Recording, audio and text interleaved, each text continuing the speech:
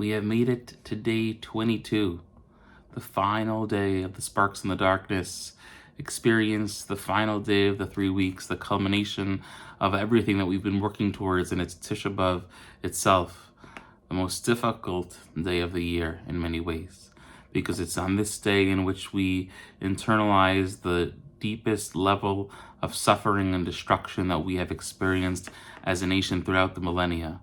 But I think there's one pasuk that sort of encapsulates how many of us feel, certainly as the day begins to dwindle. It could be found in Zechariah, in which Hashem was giving a rebuke to the Jewish people, and he tells the Jewish nation, Vehi devar Hashem tzvakos elai lemor, that Zechariah says that the prophecy came to me, and what was it?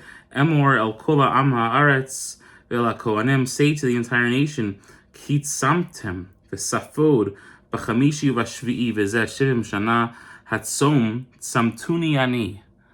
Says Hashem, when you fasted over the loss of the Beis HaMikdash, when you fasted over the destruction that has faced the Jewish people for thousands of years, did you fast for me? Says Hashem. Or was it for you? Or was it for another reason? Or was it because that's just what you're supposed to do? The hardest part of Tisha B'Av is understanding that the fast at the end of the day is meaningless if it is not joined with a certain sense of introspection and understanding of what it is that we are actually trying to accomplish. We are supposed to be reaching the lowest point of sadness and depression over the loss of our temple on this day. Because it's only by embracing that difficult emotion that we will have the fervor and desire and will to work towards rebuilding the Beis HaMikdash. The fast is not for Hashem. The fast is not because it says in the books that we're supposed to fast.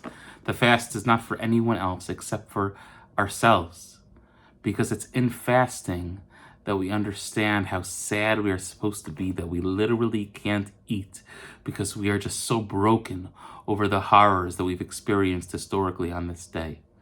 Hashem should bless us that this should be the last Tisha B'Av that we find ourselves in mourning, and that, God willing, this time next year we'll be dancing and celebrating on Har HaBayis, on the Temple Mount, celebrating the redemption of the Jewish people, the ingathering of the exiles, and the rebuilding of the Beis HaMikdash.